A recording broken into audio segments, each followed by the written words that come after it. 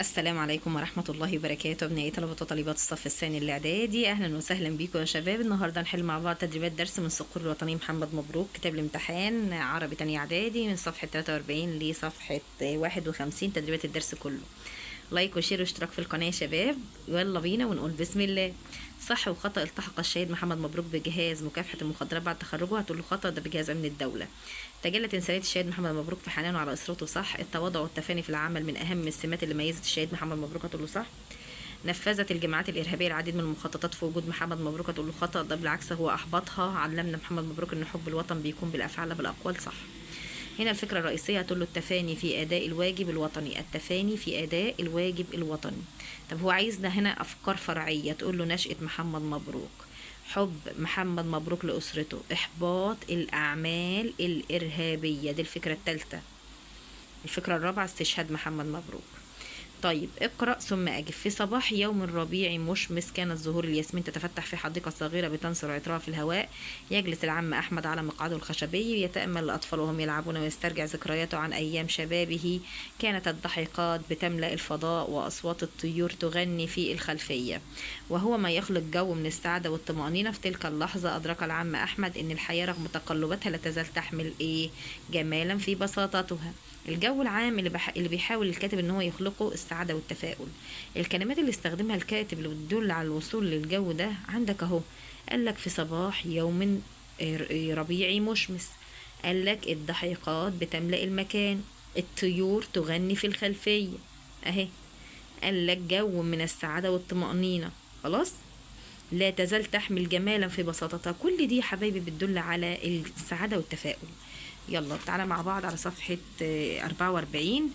إن لوطننا مصر منذ فجر التاريخ درعا يحميه وسيفا يصونه، وإن كانت القوات المسلحة بتسهر على حدود مصر الغالية، فإن رجال الشرطة هم حصنها الحصين في الداخل ويزودون عنها في وجه الفتن ويحملون أمنها من شرور المتربصين بها. وفي كل الصفين رجال صدقوا ما عاهدوا الله عليه، اختاروا طريق الشرف والتضحية. ومن بين هؤلاء الأبطال يسطع اسم الشهيد البطل محمد مبروك، رجل عاش لوطنه واستشهد دفاعا عن أمنه واستقراره.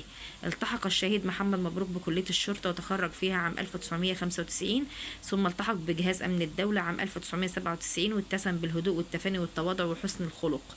وسرعان ما لمع نجمه بفضل ما تميز به من كفاءة وصدق في أداء الواجب، بالرغم من أن عمله كان مرهق وشديد الخطورة، حيث كان يقضي فيه أكثر من 14 ساعة يوميا، إلا أنه لم يبخل على أسرته بحنانه ووقته، فقد كان بارا بوالدته يزورهما يوميا للإطمئنان على صحتهما، وكان أيضا عطوفا لا يتوانى عن مشاركة أبنائه لحظاتهم ليزرع في قلوبهم قيمة الحب والانتماء.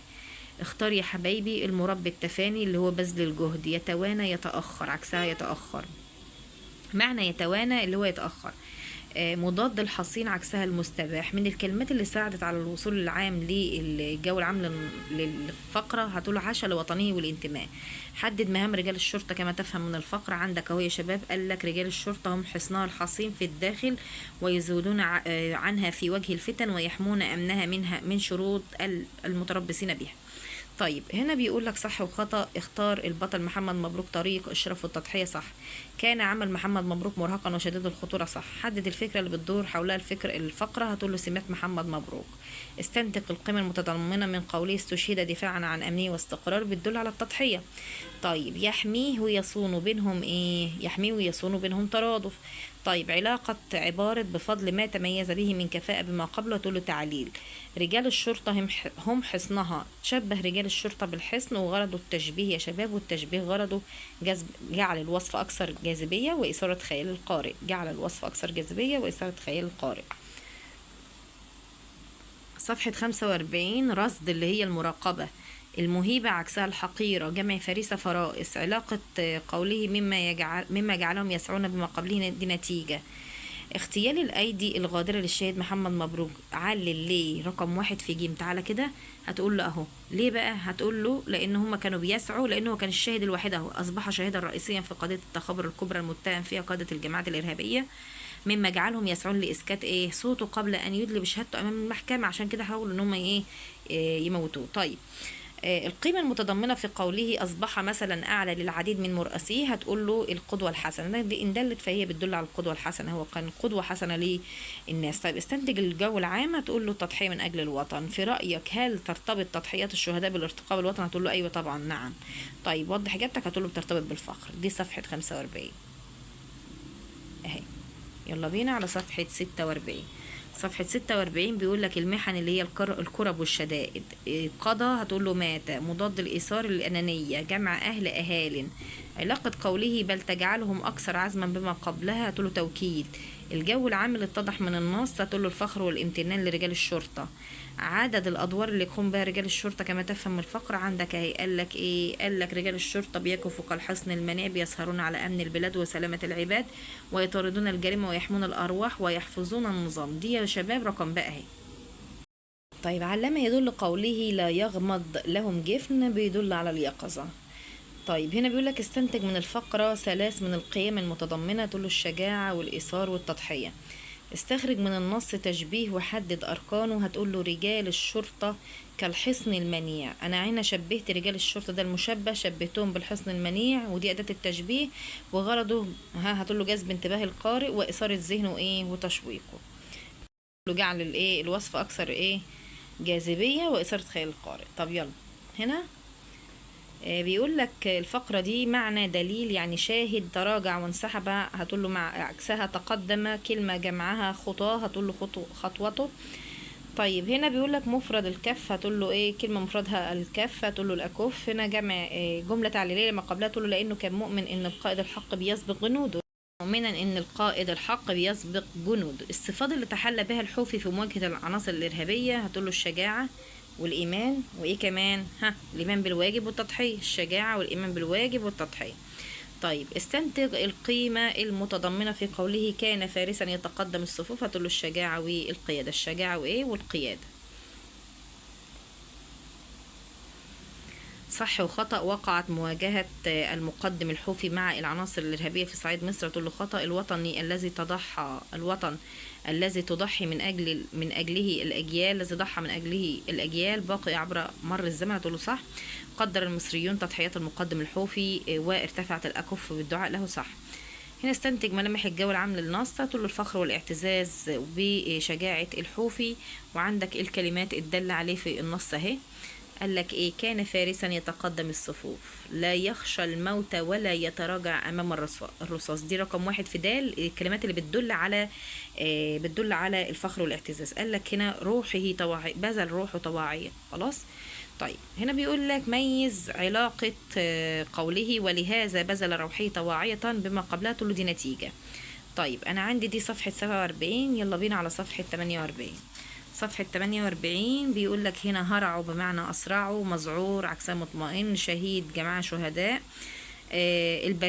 الأبرياء مفردها البريء. علاقة قوله وإرادتهم لا تلين، دي توكيد بما قبلها. هنا بيقول لك كيف تجلت بسالة رجال الحماية المدنية في حريق سنترال رمسيس. تعالى كده مع بعض. قال لك هرعوا إلى قلب النيران دون تردد، يسيطرون على ألسنة اللهب وينتشلون العلاقين بين الدخان والركام حتى عاد الأمن إلى المكان. طيب هنا بيقول لك استنتج القيمة المتضمنة في قوله يحملون أرواحهم على أكفهم. ده بيدل، فهو إن دل يدل على التضحية والفداء من أجل الوطن.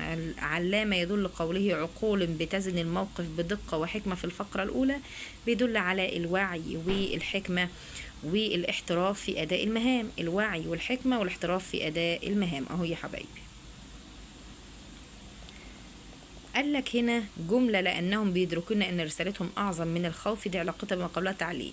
الجو العام اللي شاف في النص الفخر والاعتزاز برجال برجال الحماية، ودي دلت، فهي بتدل على أنشودة فخر بتزيدها، فهي أنشودة طبعا. دي بتدل على حاسة السمع. دي صفحة 48.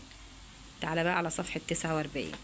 صفحة 49 بيقول لك معنى الزكية الطاهرة، ضربوا عكسها المربها، قدموا العزة عكسها الذلة، جمع الراية الرأي. هنا علاقة قوليه قاد مصطفى رفعت رجالي بما قبلها، تقول له نتيجة. يعد مصطفى رفعت أحد الأبطال الذين واجهوا الاحتلال الفرنسي، تقول له خطأ. أمانة مصطفى رفعت أن الأرض تحفظ بالتضحية والفداء، تقول له صح. كيف كرمت الدولة الشهيد مصطفى رفعت كما تفهم من الفقرة الثانية. تعال نشوف مع بعض هنا. قال لك قال لك جعلت من يوم استشهاده عيدا للشرطة يحتفى به كل عام. دي جبت سؤال رقم جيم. طيب رقم واحد في جيم. على ما يدل قوله رافضا رفع الراية البيضاء، هتقوله بيدل على الثبات وعدم الاستسلام. استنتج القيم المتضمنة. 2 من القيم هتقوله الفداء والتضحية وتقدير جهود رجال الشرطة. بين نوع الأسلوب وغرضه في قوله فما أعظم ما سطر التاريخ، هتقوله هنا ده أسلوب إنشائي نوع تعجب. هنا بيقول لك استنتج بعض الكلمات اللي ساعدت على وصول الجو العام في النص. يعني هو بيتكلم عن التضحية والفداء اهو. قال لك ايه؟ سجل الشرف الوطني بيخلد التاريخ اسم النقيب مصطفى رفعت شهيد المعركة الإسماعيلية. قال لك هنا ايه؟ وقاتل ببسالة حتى آخر طلق مدافعا عن كرامة الوطن. خلاص، ها دي كلها دي الدلالات رقم ها. هنا البيت بيقول لها تقول له هنا كلاهما بيمجد الشجاعة والتضحية في سبيل الوطن، وإن الشهيد القائد لا يتراجع بل بيواجه بقوة رافضا ترك السلاح. خلاص يا حبايبي، بكده نكون وصلنا لنهاية الفيديو. ربنا ينجحكم جميعا يا رب. انا عايزه اكبر عدد من اللايكات على الفيديو ده، واشتركوا في القناه. القناه جديده عايزاكم تشتركوا فيها كده ونوروني. ربنا ينجحكم جميعا بالتوفيق والنجاح يا حبايبي، مع السلامه.